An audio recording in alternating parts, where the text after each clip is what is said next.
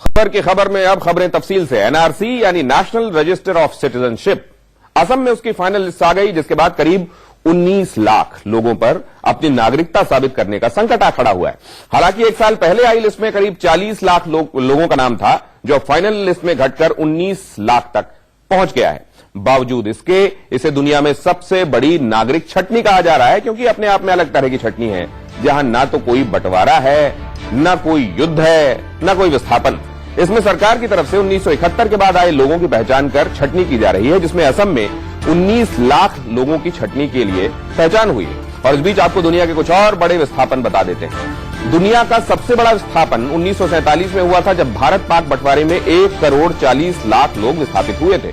जबकि दूसरे नंबर पर द्वितीय विश्व युद्ध आता है। उस वक्त जर्मनी से 1 करोड़ 10 लाख लोग विस्थापित हुए थे, जबकि पहले विश्व युद्ध में 1 करोड़ 60 लाख लोग मारे गए थे और दूसरे में 8 करोड़ 50 लाख लोगों की मौत हुई थी।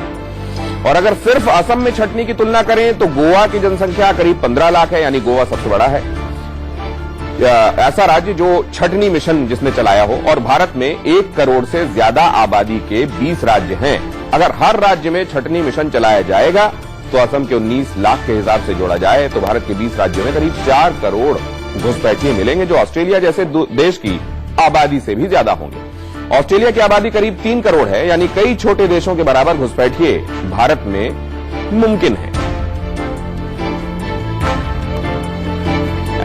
एनआरसी की फाइनल लिस्ट में 19 लाख से ज्यादा लोगों के नाम नहीं है, और इसका मतलब यह है कि ये 19 लाख लोग घुसपैठिए हैं, या फिर इनमें से कुछ का नाम किन्हीं वजहों से लिस्ट में शामिल नहीं हो पाया। मगर सवाल यह है कि अगर 19 लाख लोग घुसपैठिए साबित हो जाते हैं तो उनका होगा क्या?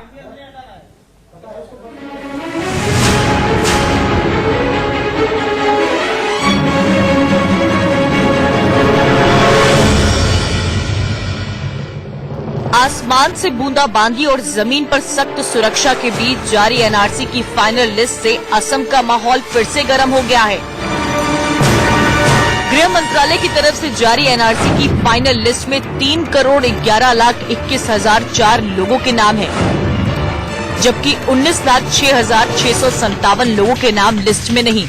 सीधा मतलब ये कि लिस्ट में जिनके नाम हैं उन्हें वैध नागरिक माना जाएगा और जिनके नाम नहीं है उनकी नागरिकता खतरे में पड़ गई। ऐसे लोगों को अपनी नागरिकता साबित करने के लिए फिर से 120 दिन की मोहलत दी गई है। List will be published. In this publication, the excluded person need not have to worry. In this regard, Indian Home Ministry has very clearly notified that whoever name will be excluded, they will get ample opportunity to appeal in the FT court. And the earlier time period was 60 days, but it has been extended for the convenience of the people for 120 days. Assam सरकार 400 foreign विदेशी ट्रिब्यूनलों की स्थापना करेगी, जहां लोग 31 दिसंबर 2019 तक appeal कर सकते हैं। जो 24 मार्च 1971 से पहले असम के नागरिक हैं, उनका नाम ही एनआरसी लिस्ट में जोड़ा जाएगा। आवेदनकर्ता को अपनी या पूर्वजों की 1971 से पहले की नागरिकता साबित करनी होगी। जुलाई 2018 में जब एनआरसी की पहली लिस्ट जारी की गई थी तो उसमें 40 लाख 37 हजार लोगों के नाम नहीं थे, जो फाइनल लिस्ट से कम होकर 19 लाख पहुंच चुकी है। मगर गुवाहाटी के रहने वाले कर्नल इस्लाम और retired army officer Mohammad Sanaullah जैसे कई लोगों की परेशानियां फाइनल लिस्ट में भी कम नहीं हुई। पिछली बार की तरह इस बार भी कर्नल इस्लाम के एक बेटे का नाम लिस्ट से गायब है, तो खुद मोहम्मद सनाउल्लाह का नाम भी फाइनल लिस्ट में नहीं है। मेरा पहले लिस्ट में तो मेरा फैमिली का 4 मेंबर था, 3 आ गया, ठीक है। उसके बाद हमको नोटिस दिया छोटा लड़के के लिए आया था, बोला फिर डॉक्यूमेंट कीजिए, डॉक्यूमेंट में कोई लिंक नहीं है, तो बोला नहीं अभी और कुछ जरूरत नहीं है। तो आज जब लिस्ट आया तो मैंने लिस्ट का तो नाम आया, लेकिन उस लिस्ट में क्या है आपका बेटे का नाम? रोहन अख्तर बड़गुइया। तो उसके बाद यह में रिजेक्ट लिख दिया। मेरा फैमिली का आया है और मेरा 3 बच्चे के है और मैं हूँ, 4 आदमी का नहीं आया। बाकी घर में जो मेरा ब्रदर है, भाई भतीजे का, उनको सबको आया है। 19 लाख लोगों की नागरिकता पर मंडराते इस संकट का सवाल बेहद बड़ा है। सवाल है कि अगर फाइनल लिस्ट में सुधार के बाद 1% लोगों का नाम भी एनआरसी लिस्ट में शामिल नहीं होता है तो क्या होगा? जिनकी नागरिकता साबित नहीं हो पाएगी उनका क्या होगा? क्या अवैध नागरिकों को डिटेंशन सेंटर में रखा जाएगा? लाखों लोगों को डिटेंशन सेंटर में कब तक रख पाएगी सरकार? मियाद खत्म होने के बाद अवैध नागरिकों को कहां भेजा जाएगा? क्या भारत में म्यांमार के रोहिंग्या जैसा संकट खड़ा हो जाएगा? तो एक एनआरसी लेके वो तो मतलब तैयार नहीं कर सकते। एक एनआरसी को लेकर फंस गए हैं और अगर चाहते हो तो ले सकते हो। उन्हीं की तो सारे सरकार है, वो हर जगह ले सकते, सदन के अंदर भी ले सकते। क्योंकि मैं भी एक बाहर वाले हूँ, मेरा पिताजी बांग्लादेश में रहते थे, मुझे भी ले सकते, निकल दे सकते थे। तो हर जगह लग सकते। तो पार्टी देश उनकी है, वो हर जगह कौन मना करते हैं सब लाने के लिए। लेकिन जो एनआरसी असम में चल रहा है उन एनआरसी को तो संभालने नहीं सकते हो। एनआरसी के जरिए 1951 के बाद पहली बार असम में नागरिकों की पहचान की जा रही है, क्योंकि सालों से ये बड़ी संख्या में बांग्लादेशी घुसपैठियों के अवैध रूप से रहने का मामला बड़ा मुद्दा बना हुआ है। हालांकि एनआरसी के फाइनल लिस्ट में 19 लाख लोगों के नाम नहीं होने पर खुद असम के वित्त मंत्री हेमंत बिस्वा शर्मा ने सवाल खड़े किए हैं। कोई सारा हिंदू बांग्लादेशी एक रिफ्यूजी का दर्जा लेके भारत में आया था प्रायर टू 1971, उनका नाम लिस्ट में नहीं है, इसलिए उनका रिफ्यूजी सर्टिफिकेट को मान्यता नहीं मिला। मेरा हिसाब से वो ठीक नहीं हुआ है।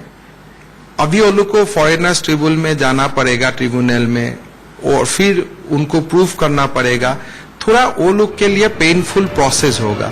एआईएम नेता ओवैसी ने ऐसे ही सवालों को लेकर सरकार से एनआरसी को खत्म करने की मांग की है। कि मैं आज जो फाइनल लिस्ट आ चुकी है, हम वजीर दाखिला जनाब अमित शाह साहब से पूछना चाहते हैं कि आपने एक बात कही थी कि 50 लाख घुसपैठी आसाम में है, अब वो झूठ बोल रहे थे, एनआरसी सच कह रही है। हम जानना चाहते हैं कि हमारे एक बहुत बड़े लीडर गुजरे इंद्रजीत गुप्ता, उन्होंने कहा था कि 40 लाख इलीगल लोग हैं। एसके सिन्हा ने कहा था कि पूरे आसाम के डिस्ट्रिक्ट मुस्लिम मेजोरिटी हो जाएंगे। श्री प्रकाश जायसवाल जब भी हैं, कानपुर के सांसद रह चुके हैं और एमओएस होम थे, उन्होंने पार्लियामेंट में कहा कि 50 लाख। अब इन सब से हम पूछना चाहते हैं, भाई आपने जो एक क्या बोलते हैं मिथ खड़ा किया था, जो हवा खड़ा किया था, वो तो खत्म हो गया अभी। सवाल है कि क्या एनआरसी का विरोध करने वाले इसमें अपनी सियासत देख रहे हैं, और सबसे बड़ा सवाल तो ये कि सरकार आखिर अवैध नागरिकों की समस्या से कैसे निपटेगी। Bureau report, India news.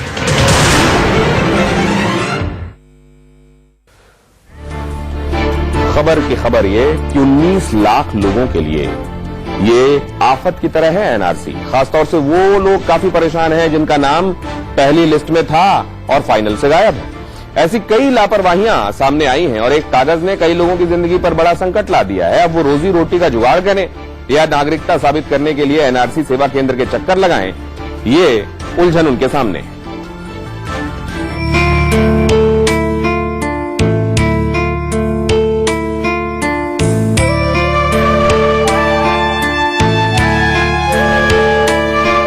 एक कागज के टुकड़े ने एक पल में पराया कर दिया। जहां रहते आए थे उस जमीन से बेगाना कर दिया। अब 120 दिन में साबित करना है कि हिंदुस्तान इनका वतन है या नहीं।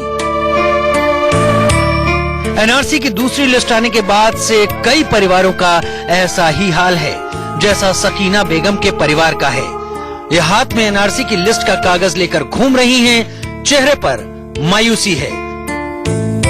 कभी कभी बात करते वक्त जबान भी हकला जाती है, क्योंकि सवाल घर का है, जमीन का है, अपनी पहचान का है, अपने वतन का है। भला एक कागज कैसे इनका मुस्तकबिल तय कर सकता है।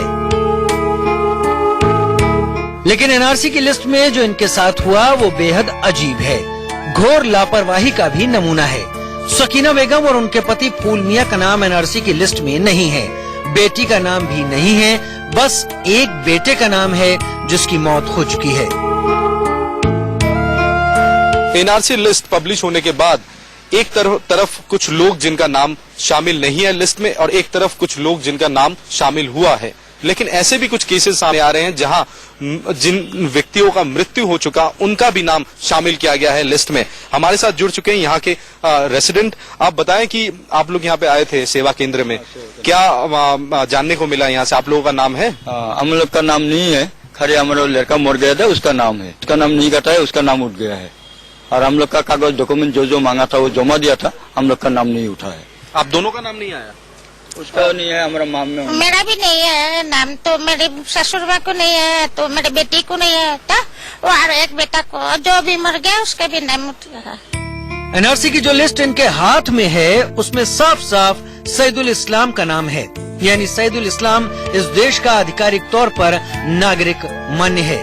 अब सुनिए चौंकाने वाली बात, सईदुल की मौत हो चुकी है, वो इस दुनिया में नहीं है, बावजूद उसके एनआरसी लिस्ट में उसे नागरिक मान लिया। लेकिन हैरत इस बात की भी कि सकीना बेगम, उनके पति फूल मियां और बेटी तक का नाम नहीं है। जब इन्होंने सेवा केंद्र से पता किया तो जवाब था 120 दिन में साबित करो कि तुम असम में 24 मार्च 1971 से पहले रहते आए थे। उसका भी नाम नहीं उठा है, तो मर गया तो उसका भी नाम आया है, तो देखो और एक तो जवाब था 120 दिन में साबित करो कि तुम असम में 24 मार्च 1971 से पहले रहते आए थे। उसका भी नाम नहीं उठा है, तो मर गया तो उसका भी नाम आया है, तो देखो और एक बेटा है ना, उसको भी नहीं है, बेटी को नहीं है, ससुर माँ को नहीं है, तो मेरा मतलब तीन घर में 3 सदस्यों का नाम नहीं आया। अभी आया है, तो वो बोला है हाँ नाम आया है। नहीं नाम नहीं है इसका। आप देख सकते हैं ये है ये जो डिटेल्स ये लेकर आए दस्तावेज, ये है इनका बेटा जिनका मृत्यु हो चुका है इसी साल, इसका नाम लिस्ट में शामिल है, लेकिन इसकी जो माँ है उनका नाम नहीं आया, इनकी जो दादी है उनका नाम नहीं आया, इनकी बहन है उसका नाम नहीं आया, लेकिन जो व्यक्ति जिसका मौत हो चुका है उसका नाम यहाँ पर है। तो ये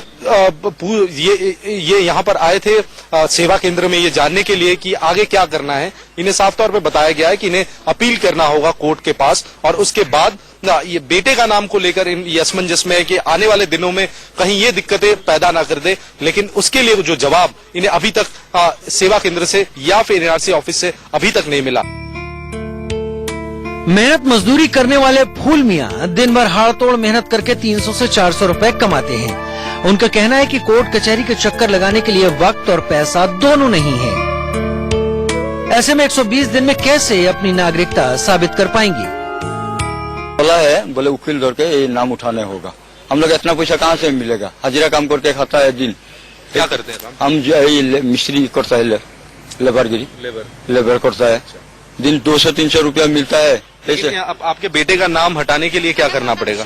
ना उसका नाम उठा है, हटाने के लिए क्या करना पड़ेगा? ना वो तो बोला है, बोले उसका नाम आ गया था, रोने दीजिए, वो लोग बोला है। चलो हम लोग का क्यों नाम नहीं है? ये अकेले हाथी गांव में रहने वाले फूल मियां की कहानी नहीं है। असम में ऐसे बहुत से लोग हैं जिनका नाम एनआरसी लिस्ट में नहीं आया है, जबकि कई का तो पहली लिस्ट में था, दूसरी लिस्ट से गायब हो गया। इतना ही नहीं, एक ही परिवार के कुछ सदस्यों का नाम है तो कुछ का नहीं है। अब इसे लापरवाही नहीं तो क्या कहा जाए। हालांकि कहा यह भी जा रहा है कि 400 सेवा केंद्र बनाए जाएंगे जहां इन्हें समाधान मिल सकता है। हम मोदी जी से, सर्बानंद सोनोवाल सर से हम रिक्वेस्ट करता हूं कि हमारा देश में शुद्ध एनआरसी आए। घर में कितने लोग हैं, कितने लोग आगे, कितने बाकी है? 3 लोग को नहीं है। और तुम्हारा आया? हाँ, मेरा यहाँ घर में टोटल 4 लोग हैं। 4 लोग हैं। जो जेन्युइन इंडियन है उसको तो सब कुछ सही होना चाहिए। बहुत लोगों का, जेन्युइन इंडियन लोगों का भी बहुत गड़बड़ है, इसलिए इन लोगों का भी सही हो जाए, यही अच्छा है। ये मेरा एक क्लेम था, क्लेम आ गया है। मेरे बेटी का था। बेटी का था बड़ा, ये 14 साल का। आपके घर में बाकी सबका नाम आया? हाँ, सबका नाम आया है, सिर्फ बेटी का नहीं था। बेटी का ये लिस्ट बी में थोड़ा बर्थ सर्टिफिकेट का कुछ ये हुआ था, तो वो ठीक हो गया है। अच्छा, आपने क्लेम किया था पहले? क्लेम किया था। एनआरसी यानी national register of citizen of India से करीब 19 लाख लोगों का भविष्य तय हो गया, लेकिन अभी तक इस पर असमंजस की स्थिति है। कि जिन लोगों का नाम एनआरसी लिस्ट में नहीं है वो कहां जाएंगे, क्या करेंगे। उनके पास भारत में रहने का कोई और विकल्प भी है। इसके अलावा उन लोगों ने जो संपत्ति खरीदी उसका क्या होगा। वाकई ये बड़ा सवाल है कि एक लिस्ट ने वजूद पर संकट खड़ा कर दिया और उस संकट का हल निकालने की बजाय हुक्मरान सियासत में व्यस्त हैं। कड़ी बंदोबस्त के बीच असम में आज एनआरसी फाइनल ड्राफ्ट जारी किया गया। हालांकि 19 लाख लोगों का नाम एनआरसी लिस्ट से बाहर रखा गया, लेकिन सरकार की तरफ से ये पुष्टि की गई है कि जिन लोगों का नाम एनआरसी में नहीं आया उन्हें पूरा मौका दिया जाएगा कि वो अपना सिटीजनशिप को प्रूव करे। दूसरी ओर एक अप्रीहेंशन था कहीं वायलेंस होने का, लेकिन जिस तरह से फोर्सेस को तैनात किया गया था उसको ध्यान में रखते हुए कहीं से भी कोई वायलेंस या लॉ एंड ऑर्डर सिचुएशन की खबर हमें नहीं मिली। लेकिन दूसरी ओर जो ऑपोजिशन पॉलिटिकल पार्टीज है उनके तरफ से सरकार को निशाना साधा जा रहा है, लेकिन सरकार ये कह रही कि सरकार लोगों के साथ है और हर मुमकिन कोशिश सरकार की तरफ से उन्हें की जाएगी जिनका नाम एनआरसी लिस्ट में नहीं आया। कैमरामैन रोनी संतरा के साथ तपस सेन गुप्ता, इंडिया न्यूज, हाथीगांव, असम। और एनआरसी की फाइनल लिस्ट के बाद सवाल उठ रहा है कि असम में 19 लाख लोगों का क्या होगा। हालांकि 120 दिन नागरिकता साबित करने का वक्त है। इस बीच सरकार 400 विदेशी ट्रिब्यूनल्स की स्थापना करेगी जिसमें लोग 31 दिसंबर 2019 तक अपील कर सकते हैं। सबूत दिखाने पर 24 मार्च 1971 से पहले के नागरिकों का नाम जोड़ा जाएगा, यानी 1971 से पहले की नागरिकता साबित करनी होगी। अब सवाल ये कि एनआरसी की लिस्ट में नाम नहीं तो ये लोग कहां जाएंगे? क्या लाखों लोगों को डिटेंशन सेंटर में रखा जाएगा? ऐसे में डिटेंशन सेंटर में रखने का खर्च कहां से आएगा? दूसरा विकल्प क्या होगा? क्या देश में रिफ्यूजी जैसी जिंदगी बितानी पड़ेगी इन लोगों को और जिनके पास मूल अधिकारों का अभाव होगा? इसके अलावा क्या शिप में बिठाकर देश की सरहद से बाहर इनको छोड़ने का भी प्रावधान होगा या फिर क्या प्लेन में बिठाकर पैराशूट से हवा में छोड़ दिया जाएगा? क्या बांग्लादेश वापस भेजने का इंतजाम किया जाएगा इन लोगों को? हालांकि ये सिर्फ कयास भर हैं। 120 दिन बाद ये पता लगेगा कि सरकार एनआरसी लिस्ट में जिन लोगों का नाम नहीं है उनके साथ करने क्या वाली है। अब हम आपको कुछ ऐसे नाम दिखाते हैं जिनका नाम एनआरसी लिस्ट में नहीं होना चौंकाता है।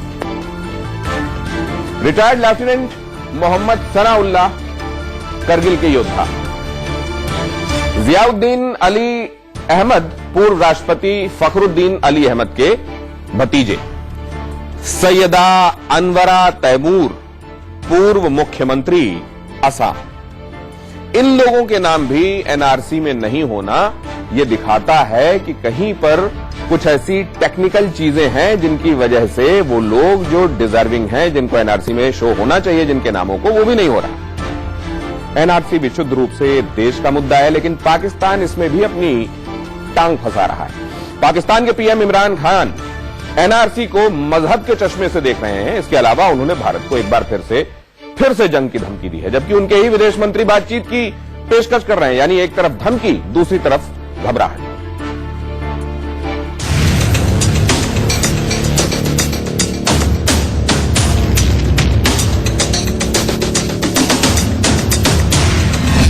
नहीं सुधरे इमरान खान।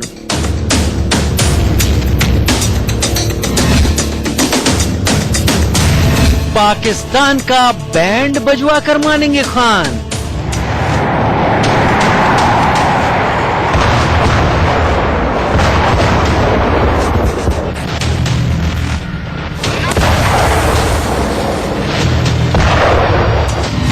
एक तरफ गीदड़ भभकी, दूसरी तरफ घबराहट।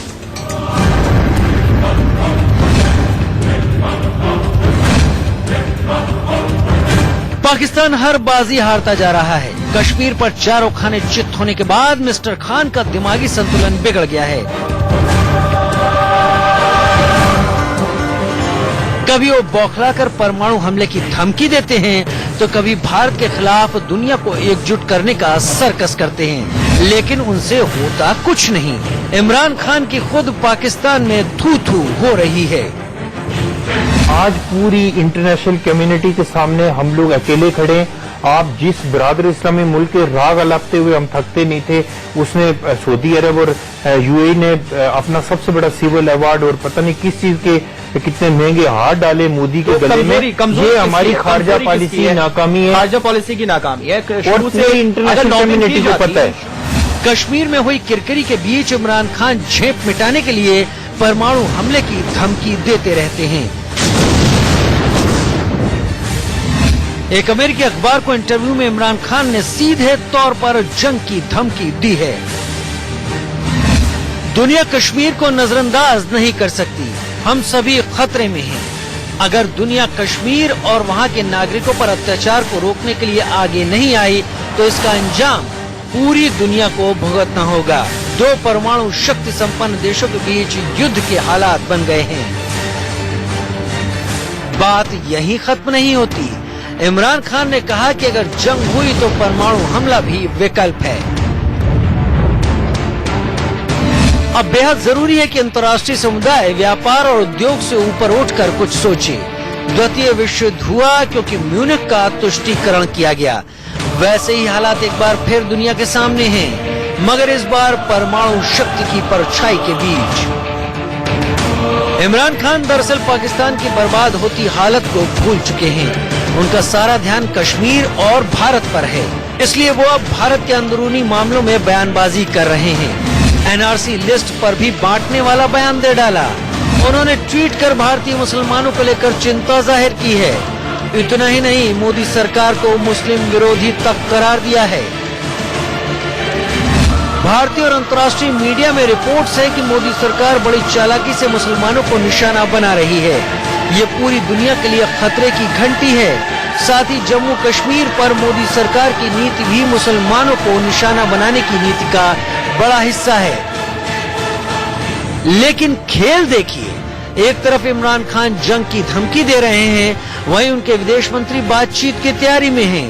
यानी पाकिस्तान के तेवर ढीले पड़ चुके हैं। शाह महमूद कुरैशी कहते हैं शर्तों के साथ बातचीत को तैयार हैं। पाकिस्तान को भारत से द्विपक्षीय बातचीत में कोई एतराज नहीं है। जब तक पाकिस्तान आतंकवादी कैंपों को बंद नहीं करता, उसके खिलाफ सख्त एक्शन लेकर के एविडेंस शो नहीं करता, मुझे लगता है कि तब तक भारत पाकिस्तान से कोई बात नहीं करेगा। भारत और पाकिस्तान के बीच में बात तभी होगी जब पाकिस्तान आतंकवाद के खिलाफ ठोस कार्रवाई करे। पाकिस्तान की पॉलिटिक्स में इमरान खान बुरी तरह फेल हो चुके हैं। हर मोर्चे पर वो हार रहे हैं। इंटरनेशनल बेइज्जती के बाद उनके देश में ही उनकी बुराई होने लगी है। अगर मोहतरमा बेनजीर भुट्टो शहीद होती, आज अगर आसिफ अली जरदारी साहब मुल्क के हेड होते और बिलावल भुट्टो साहब होते, तो वो पूरी दुनिया में जाके अपनी बात करते। उनके इंटरनेशनल रिलेशन भी थे। एक बंदे को ज़ाहिर है पाकिस्तान के सर्कमस्टांसिस का नहीं पता, एक बंदा पाकिस्तान के आइन को नहीं जानता, पाकिस्तान की कौम क्या चाहती है। वो अगर दीवार पे लिखी हुई इबारत नहीं पढ़ सकता कि पाकिस्तान के लोग चाहते हैं कि भाई आप जाके इंटरनेशनल कम्युनिटी से बात करें। फिर हम बचपन पे उससे सुन रहे हैं, हम जब पैदा हुए थे, जब हमें थोड़ा बहुत होश और आवाज हमने संभाला था, तो हम सुन रहे थे कि ईंट का जवाब पत्थर से देंगे। तो वो ईंट का जवाब पत्थर से कब उतर गया ना नशा महमूद कुरैशी का। बढ़कर बात कर रहे थे, एटम पावर बता रहे थे। बात करेंगे उनसे, कब सौंप रहे हैं पाक ऑक्युपाइड कश्मीर हमें, जरा डेट बताएं, बातचीत करेंगे। पाकिस्तान के वजीर आजम की मुखालफत देश के अंदर भी है और बाहर भी, लेकिन वो बाज नहीं आए।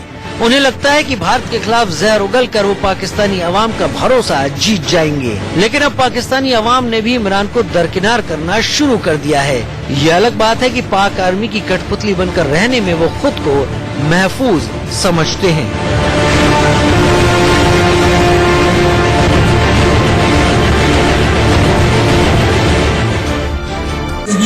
ना हमारे साथ इंसाफ हुआ है। पाकिस्तान में सिख होना अपराध हो गया।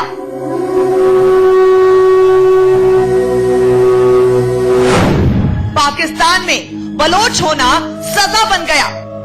मेरे सामने मेरे अब्बू जान को लेकर गए, बहुत मारा तो उन्होंने बिल्कुल गन्स के साथ। गैर मुस्लिम बेटियों का दुश्मन पाकिस्तान। मेरी PM Imran Khan, army chief और गवर्नर ऑफ पंजाब से गुजारिश है, अपील है कि हमें हमारी बच्ची वापस दे दी जाए। पाकिस्तान में महफूज नहीं गैर मुस्लिम बेटियां। आपने अपनी मर्जी इस्लाम कबूल किया ना, कोई जबरदस्ती तो नहीं। वो अक्सर औकात नहीं कहते थे क्योंकि वो डरते थे। इमरान के पाकिस्तान से बेटी बचाओ। हम भी लाठी खाने को तैयार, लेकिन बच्चियों को नहीं जाने देंगे।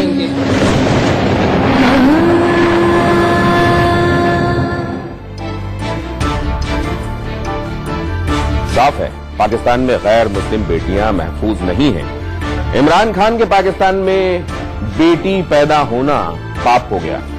सिख बेटियों से लेकर बलूच बेटियों तक पाकिस्तान गैर मुस्लिम बेटियों का दुश्मन बन गया है। गैर मुस्लिम बेटियों को जबरन मुसलमान बनाया जा रहा है और उनकी जबरन शादियां कराई जा रही हैं। लाहौर में एक सिख बेटी के साथ भी ऐसा ही हुआ। भारत ने दबाव बढ़ाया तो पाकिस्तान ने सिख को बेटी लौटाने का वादा किया, लेकिन झूठे मुल्क के फरेबी वजीर ने एक बार फिर धोखा दिया।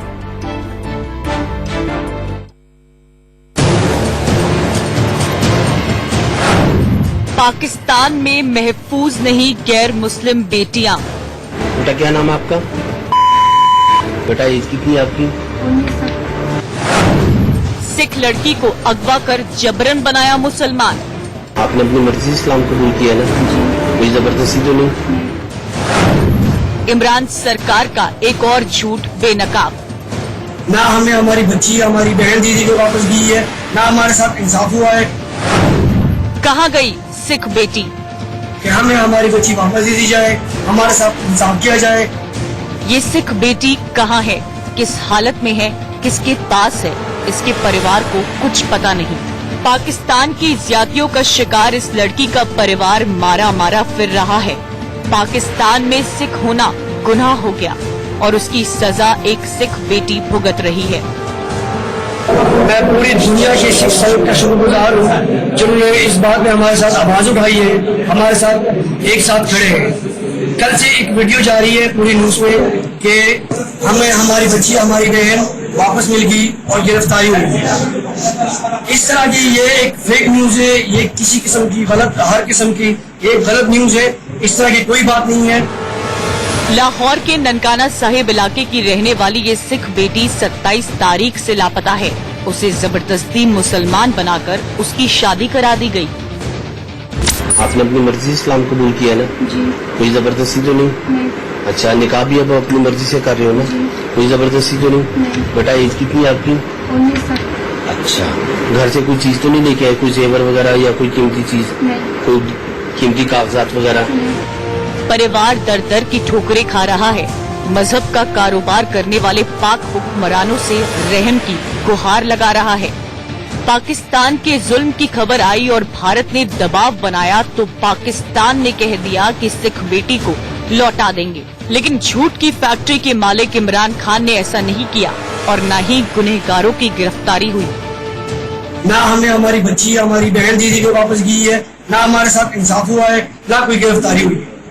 मेरी PM Imran Khan, army chief और गवर्नर ऑफ पंजाब से गुजारिश है, अपील है कि हमें हमारी बच्ची वापस दे दी जाए, हमारे साथ इंसाफ किया जाए। यानी पाकिस्तान का एक और झूठ बेनकाब हो गया। पाकिस्तान की इस घटिया हरकत के खिलाफ भारत में जबरदस्त विरोध हो रहा है। सिख समुदाय ने सिख बेटी को तुरंत लौटाने को कहा है। दिल्ली के विधायक और दिल्ली सिख गुरुद्वारा प्रबंधक कमेटी के अध्यक्ष मनजिंदर सिंह सिरसा ने भी पाकिस्तान सरकार पर झूठ फैलाने के आरोप लगाए हैं। बेटी को परसों अगवा किया गया था। परसों से हम बहुत लड़ाई लड़ रहे हैं और कल से ये प्रोपोगंडा शुरू हो गया कि बच्ची वापस भेज दी गई है माँ बाप के पास। ये झूठ है, ये फ्रॉड है। ऐसा कुछ नहीं हुआ। मैं लड़की के परिवार, मेरा अपना परिवार है, मैं लगातार उनसे संपर्क में हूँ। बेटी आज भी उन्हीं के पास है। कल रात को गवर्नर हाउस में उनको बुलाया गया, दूर से बेटी को दिखाया गया, लेकिन बेटी वापस नहीं दी गई। ये सिख बेटी लाहौर के ननकाना साहिब इलाके की रहने वाली है। 19 साल की सिख लड़की लाहौर के तंबू साहिब गुरुद्वारे के ग्रंथी की बेटी है। 27 तारीख की रात को कुछ बंदूकधारियों ने घर में घुसकर उसे अगवा कर लिया था। उसकी शादी एक मुस्लिम लड़के से करा दी गई। आतंकियों की खेती करने वाले मुल्क कैसे अल्पसंख्यकों पर कहर ढहाता, इस घटना से आप समझ सकते हैं।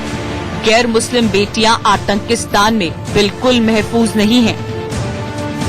Bureau report, India news. तो बेटियां कह रही हैं कि उन्हें इमरान के पाकिस्तान से बचाएं। बलूचिस्तान में पाकिस्तान की सेना और शैतान मौलवी दरिंदगी की सारी हदें पार कर रहे हैं। बलूच लड़कियों को किडनैप करने से लेकर उनके साथ बलात्कार और बर्बरता की तमाम हदें पार हो रही हैं। लड़कियों को किडनैप कर उनके घर वालों की हत्या की जा रही है। इमरान खान के पाकिस्तान में बलूच बेटियों पर बेइंतहा जुल्म हो रहे हैं।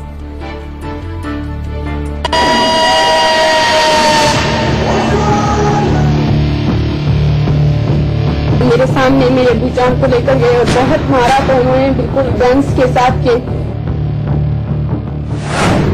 ये बेइंतहा जुल्म की दास्तां है।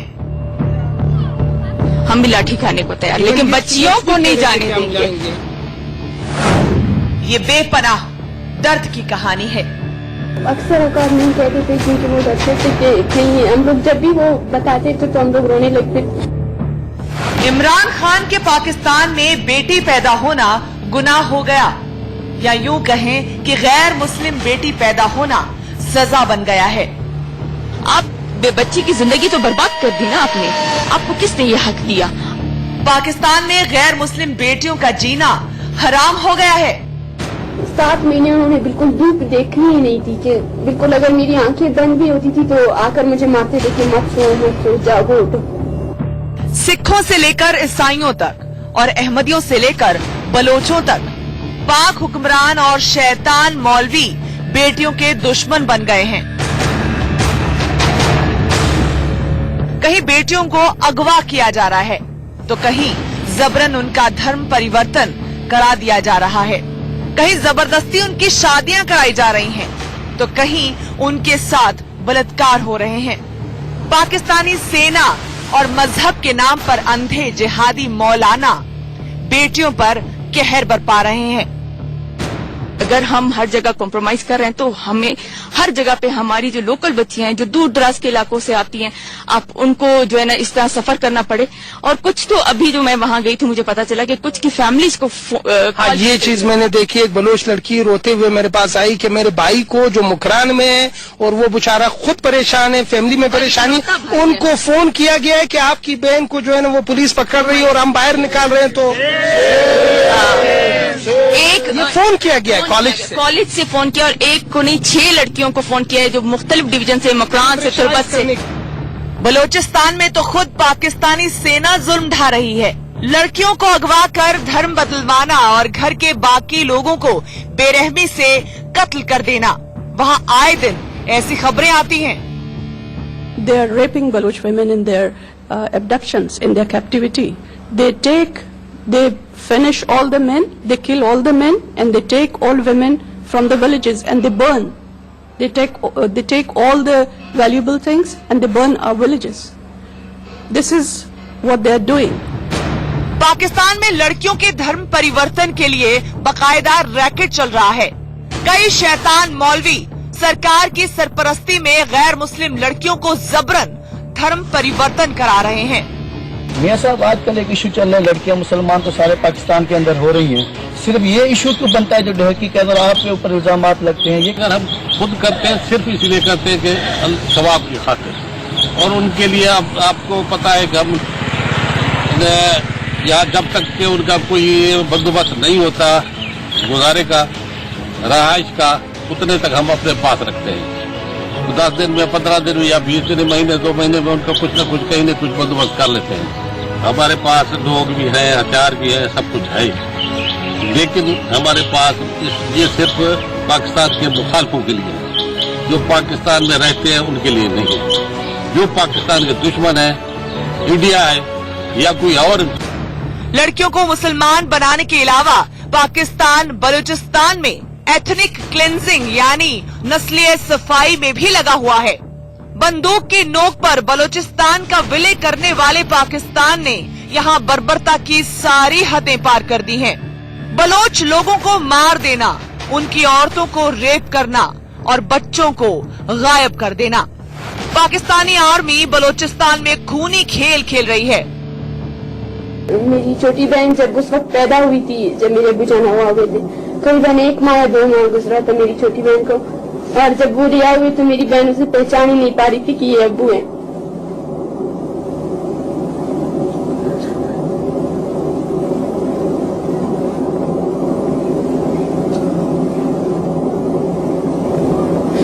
वो इस बार जब हुआ तो मेरे भाई उनके साथ थे, वो बहुत रोए मेरे भाई के। वहीं पर ही मेरे भाई बिल्कुल डे हो गए कि किस तरह परदेश में हमारे साथ ये सब कुछ हुआ। हम तो वहाँ पे इलाज के लिए गए थे।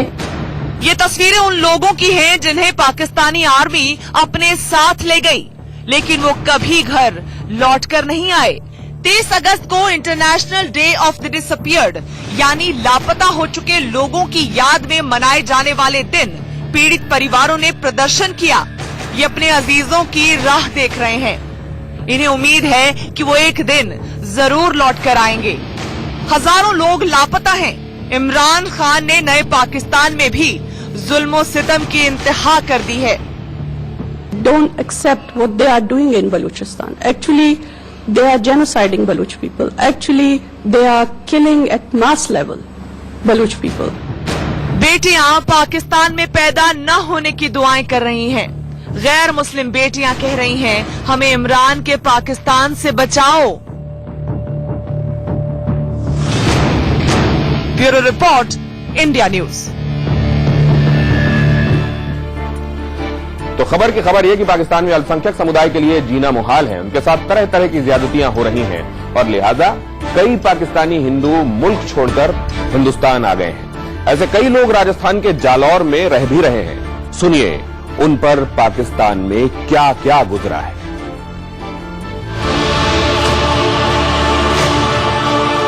राजस्थान के जालौर में रह रहे ये लोग पाकिस्तान से आए हिंदू शरणार्थी हैं। पाकिस्तान की इस ज्यादतियों से परेशान होकर उन्होंने मुल्क छोड़ दिया। अपना घर बार, खेती बाड़ी सब छोड़ आए। अब भला किसी की जान पर बनी हो तो कोई इन चीजों के बारे में क्या सोचेगा। इन लोगों पर भी तमाम जुल्म ढाए गए। इन्हें जबरदस्ती मुसलमान बनाया जा रहा था। लड़कियों को मुस्लिम लड़कों से ब्याहा जा रहा था। जब जुल्म की इंतहा हो गई तो ये भारत चले आए। हमारे से पहले भी चल रहा था।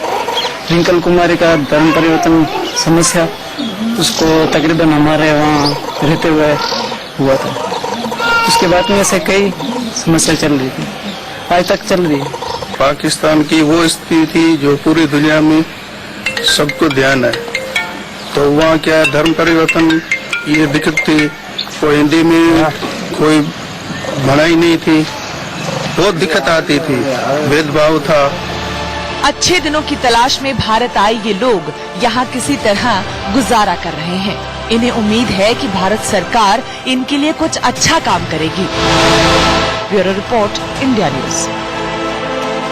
चलिए अब अगली खबर का रुख करेंगे। खबर की खबर में आप आगे देखने वाले हैं चंद्रयान चांद से महज एक कदम दूर। एक छोटे से ब्रेक के बाद